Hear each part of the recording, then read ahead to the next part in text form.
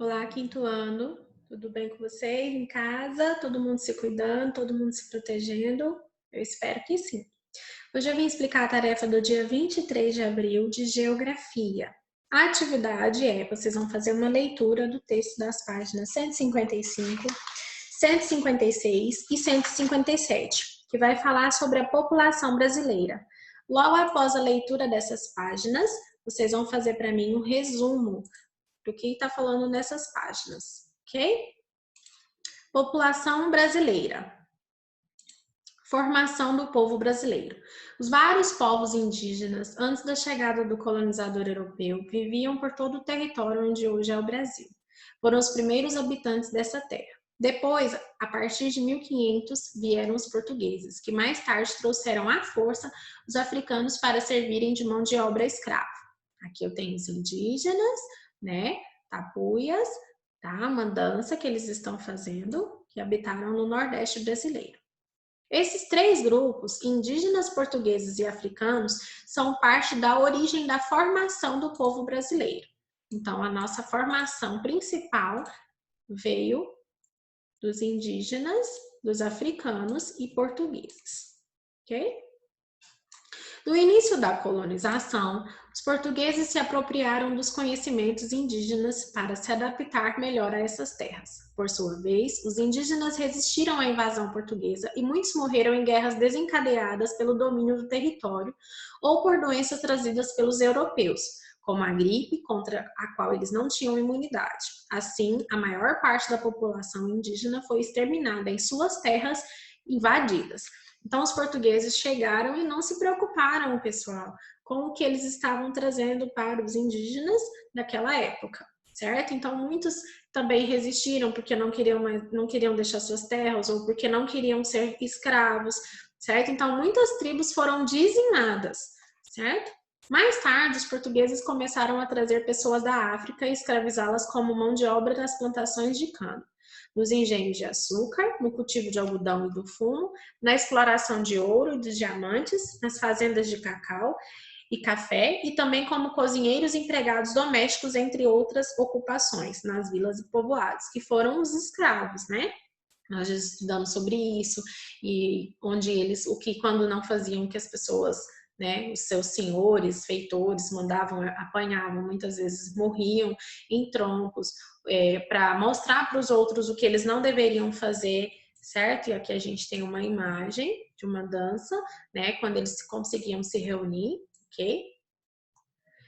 Retirados contra sua vontade de sua terra, cultura, família, seu meio social, os africanos, assim como os indígenas, resistiram à escravidão por meio de revoltas, fugas e formação de quilombos. Muitos até preferiam o suicídio a viver como escravos.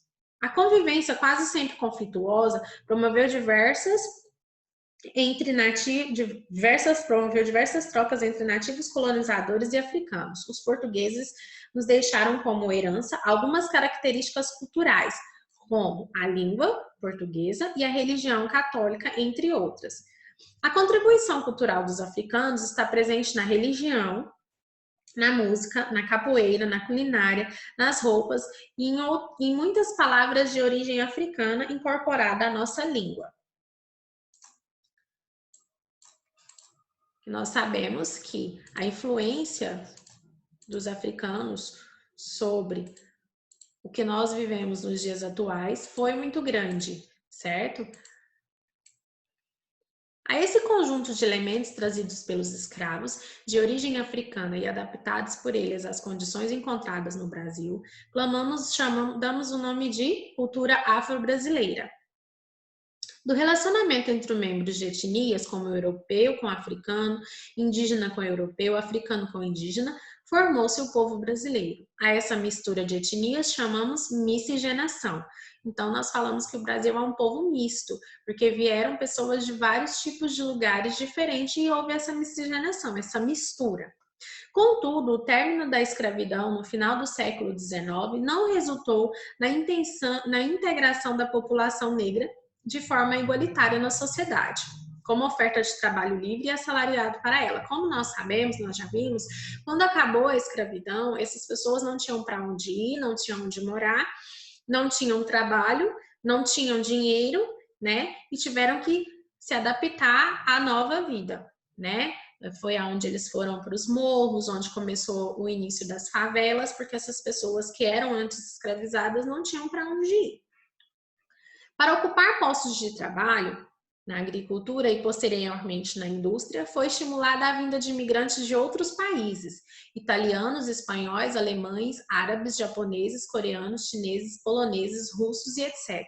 Enquanto a maior parte da população negra foi marginalizada. Então, o que eles fizeram? Ao invés de dar trabalho para essas pessoas que antes eram escravas e agora precisavam trabalhar, precisavam de dinheiro, precisavam sustentar-se, eles trouxeram pessoas de outros países. Eles preferiam pagar para pessoas de outros países virem trabalhar aqui, pagar para essas pessoas, do que pagar para um ex-escravo.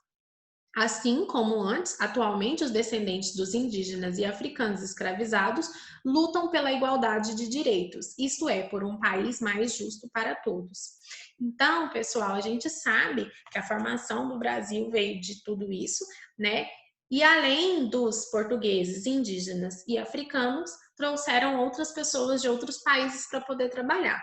Então, o que vocês vão fazer? Vocês vão fazer a leitura e anotar para mim os pontos principais dos textos dessa página.